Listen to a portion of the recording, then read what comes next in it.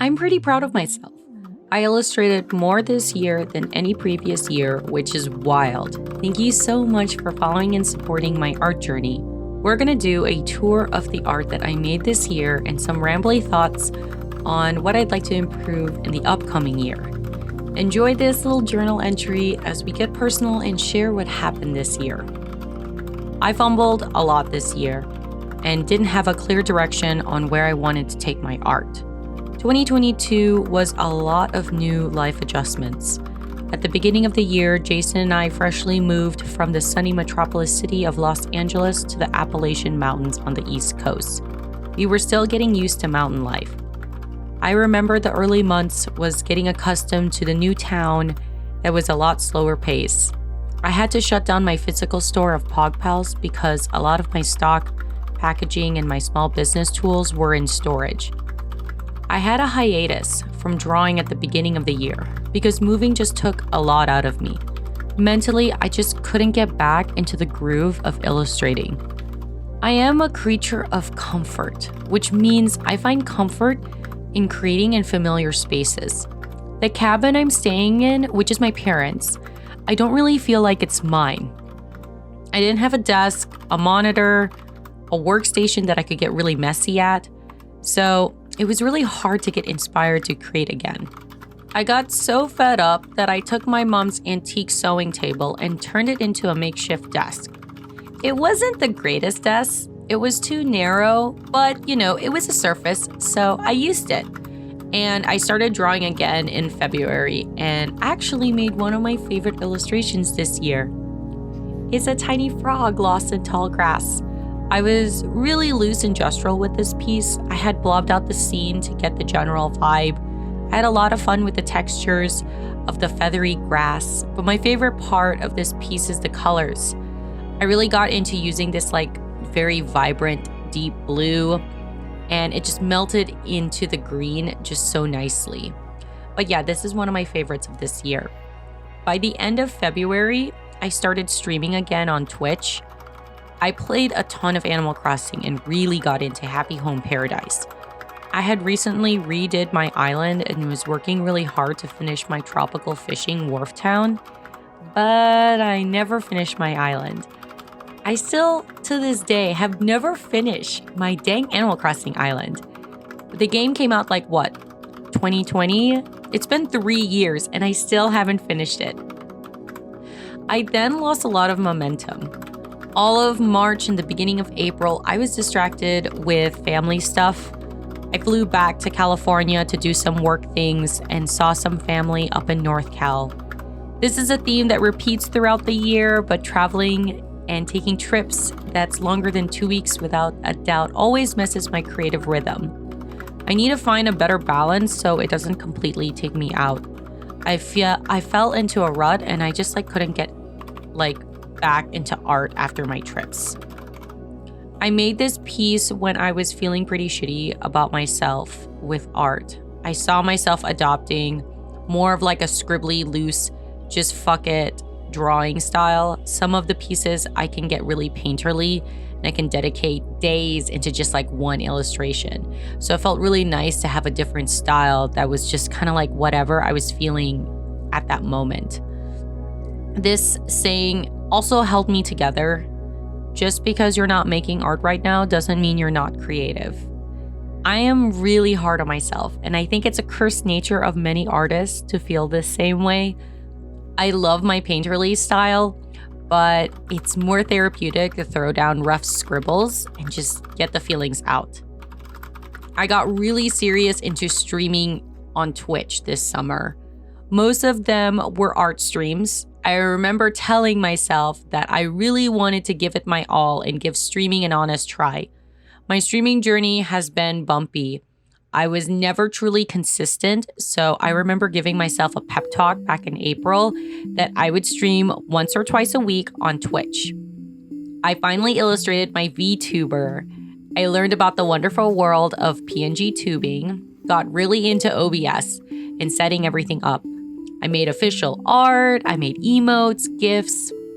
I rebranded my Twitch About section and even had a snazzy schedule art splash that I would update on Twitter. I felt very on top of my stream setup this year. I primarily did art streams, but I also played a handful of cozy games on stream. I found out that you could play Genshin Impact on your iPad with a PlayStation controller. So there was a bit where I was really into Genshin. I ended up taking a break, but I'd really like to get back into it, especially because there's so many cute new characters. The consistency of Twitch sort of paid off. I felt rewarded that I set out a challenge, and I did it. But I also learned a lot about my content creation style, and streaming may not just be for me. I go more in depth in this topic on why I stopped art streaming in another video if you want to go check it out. I think this might have been my most popular illustration this year, which is hilarious because it was just me testing out some new Rizo brushes that I had downloaded for Procreate. I mean, I even named it Gummy Gummy Yummy Yummy. Sometimes your simple pieces just turn into viral smashes.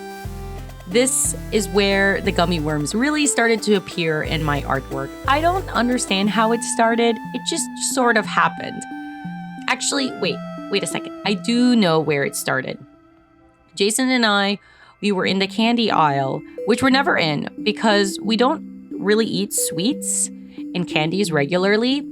But we were reminiscing over like childhood candies, and we got into like this heated debate on what were the color combos of like the sour gummy worms. And you know the classic gummy worms, like they're like duo colored, like the pink and blue worm, the yellow and red worm, and then the orange and green worm. Well, we did not agree on the color combination, and I found out that Cracker Barrel has off-brand gummy worms that don't have the classic trademark color combination of pink and blue. I'm talking like quintessential trolley sour bright crawlers, you know, the one in the blue and black bag. Those are the classics. You know, that's the one that you see in the movie theater in the candy corner. Those are the sour gummy worms that you get on trick-or-treating on Halloween. The pink and blue gummy worm was top tier. That was like the best one. They fell into rankings, you know. Pink and blue, obviously the superior flavor. And the yellow and red were solid second place. And unfortunately, last place was orange and green worm. So when I was little, I remember that the pink and blue, that worm, that was strawberry and plus blue raspberry. Well, when I was in the grocery store aisle, to prove Jason about my gummy worm lore, I found out that the back of the packaging, it actually stated that it is strawberry plus grape. It's grape flavor. Well, I was literally so confused. Anyways, I'm getting off topic and rambling. I had gummy worm brain rot. I bought so many gummy worms and I ate so many gummy worms this year. And then I just started drawing them in my art. They just started appearing in my illustrations. I love this piece. It's sort of like a dream sequence. I wanted to play with darker color palette. I don't normally use such deep purples, but I really wanted to feel like a nighttime dream. I'm always gravitated towards like wavy rainbows and sleepy dandelions. I started seeing a lot of similar motifs in a lot of my art pieces, and you can definitely see the gummy worms here. I really love illustrating moss and lily pads, something so therapeutic about drawing moss. This is definitely a fave. I took the month of May to clean out the attic in the cabin. I got out all the junk and dismantled my old high school desk. For whatever reason, my dad had my old high school desk and it brought it to the cabin as like a secondary desk. So obviously I had PTSD seeing this desk because it had so many horrible school memories. The old desk was occupying like a big portion of the already small attic, so I took great pleasure in dismantling it and throwing it into the shed. Jason had helped me build a simple desk from a long piece of wood we had gotten from the hardware store, so I really felt a sense of ownership getting my own desk. It was honestly marvelous. I love my desk so much. The last time I had like my own physical desk was like literally pre-pandemic. So it's been a long time coming. I got really into decorating my desk because I wanted to feel like me. The rest of the cabin is definitely my mom's vibe. I was really happy that I had a little nook in the attic that I get to call my own, and it's all me. So of course that means pinks and rainbow and frogs and Kirby, which is hilarious because the rest of the cabin looks nothing like my rainbow pink corner.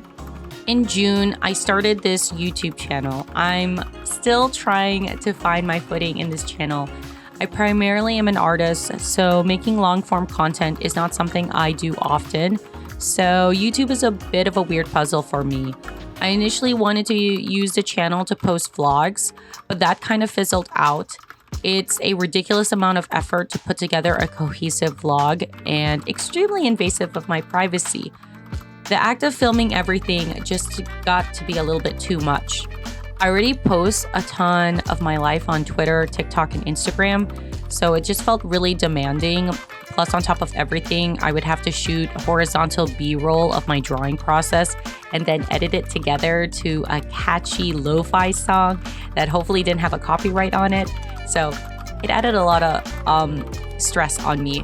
Editing a vlog in its own is like its own art medium to master. I still love vlogs, just maybe not a sustainable every week output I can do right now. There has been sort of there needs to be like some sort of like story or narrative that pulls the viewer through the video, and my vlogs weren't really doing that. And honestly, my day-to-day life as an artist is primarily me in a desk, banging my head and being unhappy about my art. So it doesn't really make for like a very exciting vlog. I'd love to improve my storytelling in the coming year, finally getting into YouTube and make more videos like this video that you're watching right now. Currently, my channel is a hobble of a few videos from Let's Plays to journal entries. There's not really like a main focus. Shorter TikTok vlogs are more my speed. It's a snippet of my day in less than 20 seconds, and that's more manageable than a 10-minute YouTube vlog because 10 minutes is a very difficult amount of time to fill with a substantial amount of content. So here is my favorite gift that I made this year.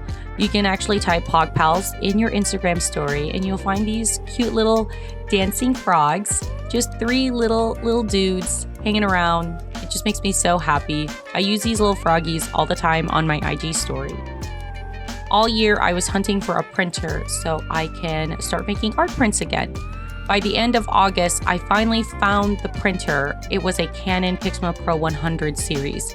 And it's really hard to find used printers in this market. The price for printers has just like shot up like ridiculously. A used Pro 100 can easily be upwards of like $600 to even like $900, which is just such an insane markup. I was specifically looking for a used version because the newer models you can't fill your own ink cartridge, and the ink is what gets really expensive if you do this professionally.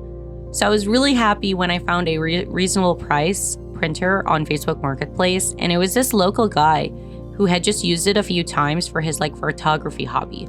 So it was a score. It was a big score, and I was super happy. Of course, it had to fit in the attic. So I had to reshuffle again the attic space to accommodate because it's like a big printer. It takes up a giant portion of the attic, but it's so worth it. By fall, I got into watching anime again, and I've always watched anime since I was little, but this year I've fallen in love again with just like genuinely watching a series and enjoying it. My favorite lighthearted anime this year has gotta be Izakaya Nobu. It's a food series with delicious anime food. A story about modern Japanese restaurant placed in like a medieval like era.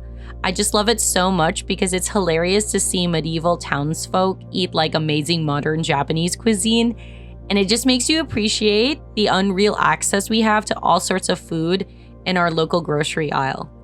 I got into reading manga as well. It's been years since I legit sat down and enjoyed reading manga and comics again. Sometimes animes can be like very fast paced, and it's just another screen that you're looking at. So being able to read at your own pace and take it all in has been really nice. My favorite manga this year has to go to Delicious in the Dungeon and Chainsaw Man. I like both of them. They're both like big favorites of mine. Delicious in the Dungeon is absolutely whimsical. I love it so much. It takes inspiration from like Dungeons and Dragons, but the focus is on cooking.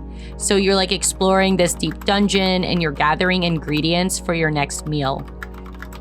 I love any series with food. I did enjoy Food Wars, but it was a bit over-sexualized for me. It was a hilarious series and it was a fun watch, but I'd like to find more animes and mangas that are more laid back and about food. And in the opposite spectrum, I read Chainsaw Man, which is very grotesque and has really intense fight scenes. The author, Tatsuki Fujimoto, is a phenomenal storyteller.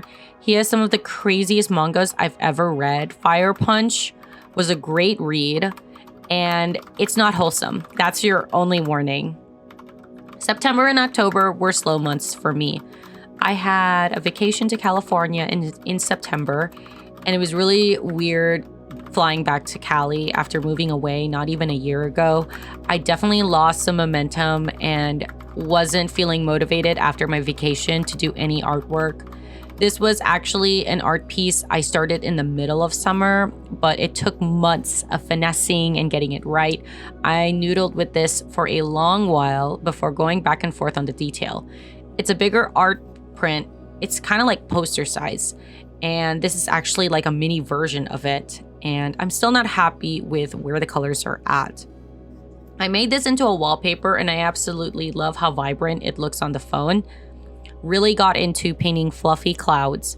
Dreamscapes are just so much fun. It feels like you're diving into a dreamy vista with like rainbows and lily pads. I love the idea of like frogs taking a nap on these like pink pearlescent clouds.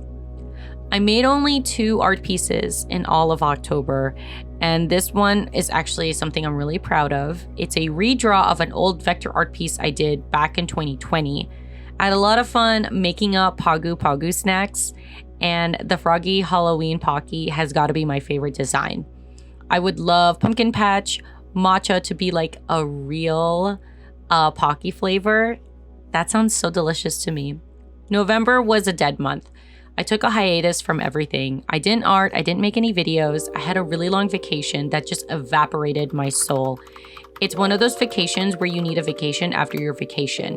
I had a lot of family and friend get-togethers back to back that just mentally exhausted me. I am an introvert and I don't do well when I don't have proper recharge space. Wait a second, I lied. I actually did finish one art piece in November, which I super loved. This was illustrated pretty quickly. I got the idea and within a day it was done, which is really rare for me. Usually I sit with an art piece and let it marinate in my brain.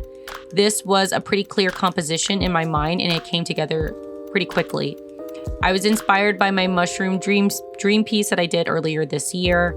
I wanted to create like a secret pond between like glowing mushrooms. And of course, there's gummy worms. Again, I don't know why they're here. This is a really rad piece because I feel like I pushed the boundaries of my colors here. I went way darker and leaned into the neon hues. A lot of the times I see myself defaulting to cutesy colors like soft pinks, but I really like these colors that I've been like rocking lately. I printed this illustration and wanted to make it like a mixed media art print. I have these like sequins and gems and to add like a little extra glitter to the night sky. In 2023, I'd like to experiment and push this look even further. I think mixed media is super rad and I'd like to get more into it. All my art pieces are digitally created on the iPad, so adding a layer of dimension in real life sounds really exciting to me. And then my final art pieces of the year. I was in an art coma recovering from my away time, so December was hard for me to get into the flow of things again. This apple one was a silly drawing. I initially did it to get out of the art funk from November's month-long hiatus, and this seemingly silly drawing really given me a lot of new motivation to create. This is Wormsley, and he's a tiny worm that lives in an apple. He makes the best apple cider in town. I'd like to introduce more narrative storytelling around my illustrations. I'm really into finding new ways to tell stories beyond just drawings. Overall, a lot of my illustrations this year are slowly shaping the world of Pog Pals. World building is something I enjoy. I'm illustrating more landscapes, new characters, and more of what Puddle Town looks like. In 2023, I'd love to expand what the world of Pog Pals looks like, and I want to, just expand it even further, like through storytelling. And with that kind of wraps my year of art. This is the last piece I made in 2022.